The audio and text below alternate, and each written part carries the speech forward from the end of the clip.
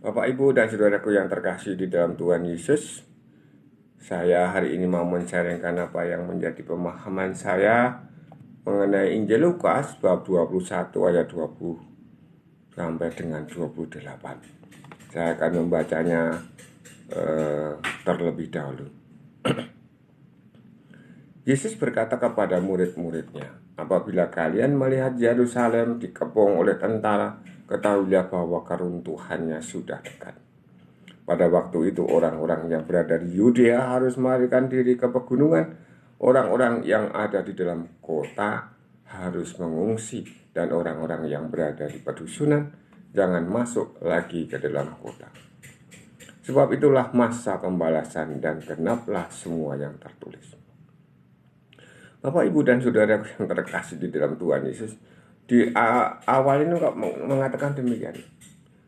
Apabila kalian melihat Yerusalem dikepung oleh tentara, berarti kira-kira para murid itu masih bisa melihat. Berarti waktunya tidak lama. Dan ini terjadi bagaimana kok bisa terjadi semacam ini? Sebab itulah masa pembalasan dan genaplah semua yang tertulis. Ketika orang Israel jatuh ke tangan bangsa-bangsa, itu biasanya karena mereka tidak taat kepada Yahweh. Dan hari ini kita juga mendengar atau melihat bahwa Israel akan jatuh ke tangan bangsa-bangsa lain. Dan itu sudah tertulis. Karena mereka apa? Mereka tidak mendengarkan suara Tuhan. Dan mereka pun keterlaluan sampai Tuhan datang. Sampai Tuhan sendiri yang hadir melalui putranya, mereka tidak mau mengikutinya. Lalu kita teruskan. Celakalah para ibu yang sedang hamil atau yang sedang menyusui bayi pada masa itu, sebab kesesakan yang dahsyat akan menimpa seluruh negeri, dan murka akan menimpa bangsa ini. Mereka akan tewas oleh mata pedang dan diangkut sebagai tawanan ke segala bangsa. Yerusalem akan diinjak-injak oleh bangsa-bangsa yang tidak mengenal Allah, sampai genaplah zaman bangsa-bangsa itu. Ketika Nabi Nahum dan Nabi Habakuk memohon kepada Tuhan untuk menyingkirkan kesesakan yang ada di dalam umat Israel. Umat Israel dijajah penuh penderitaan karena Asyur. Lalu para nabi mengatakan nanti juga akan terjadi ketika Asyur sudah dihancurkan oleh tangan Tuhan, mesti saja melalui kerajaan-kerajaan yang lain.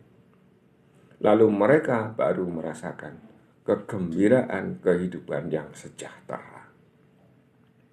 Demikian pula pada saat Tuhan Yesus mengajarkan seperti ini, Yerusalem akan diinjak-injak oleh bangsa-bangsa yang tidak mengenal Allah. Ini baru Yerusalemnya. Diinjak oleh bangsa lain yang tidak mengenal Allah. Orang-orang yang najis. Lalu bisa juga dikatakan oleh anjing-anjing. Bagaimana keadaan orang-orang di sana? Sangat penuh kesesakan. Itu terjadi sampai genaplah bangsa-bangsa itu. Ketika orang Israel dihancurkan, Yerusalem dihancurkan oleh Romawi, lalu mereka pun akan berhenti di dalam kesesakan itu sampai Romawi itu dihancurkan oleh yang lain. Namun demikian apa, bahwa orang-orang Israel sudah dibawa kemana-mana,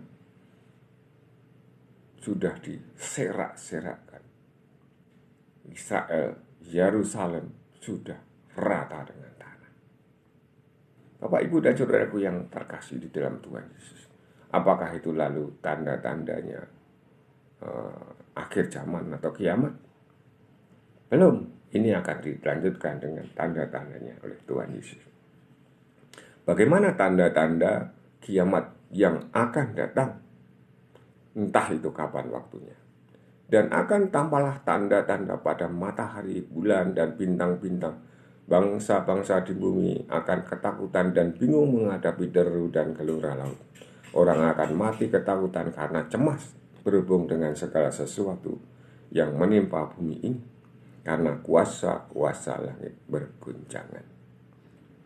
Bapak, Ibu, dan saudaraku yang terkasih, ini adalah pengajaran Tuhan mengenai akhir zaman. Lalu kelanjutannya adalah apa? Pada waktu akhir zaman itu, orang akan melihat anak manusia datang dalam awan dengan segala kekuasaan dan kemuliaannya. Seperti halnya ketika Tuhan Yesus naik ke surga, terangkat ke angkasa, lalu datanglah Tuhan Yesus kembali ke bumi penuh kekuasaan, penuh kemuliaan. Lalu bagaimana orang-orang yang pertama, yang tidak mau taat kepada Tuhan Yesus, yang tidak beriman kepada Tuhan Yesus? Yang pertama tadi. Yang kedua, bagaimana orang-orang yang taat kepada Tuhan Yesus, yang percaya kepada Tuhan Yesus? Apabila semuanya itu mulai terjadi, bangkitlah dan angkatlah mukamu, sebab penyelamatanmu sudah dekat. Bagi yang percaya, mungkin saya juga tidak tahu secara pasti karena saya hanya awam, pasti mampu mengangkat muka, pasti mau bisa bangkit, bisa berdiri, lalu mengangkat muka.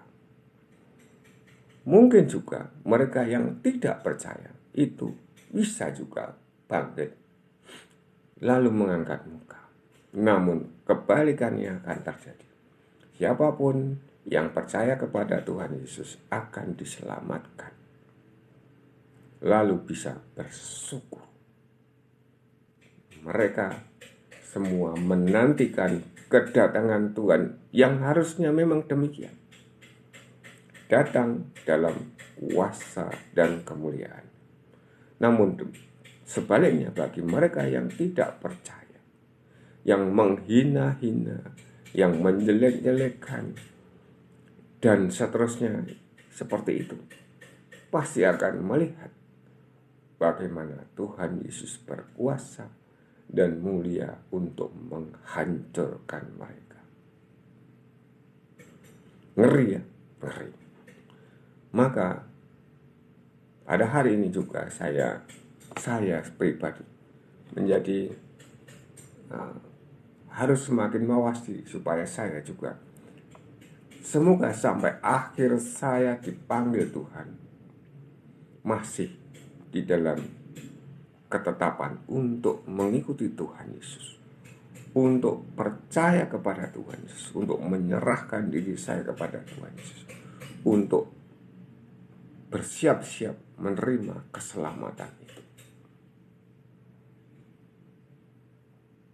Amin. Berkah dalam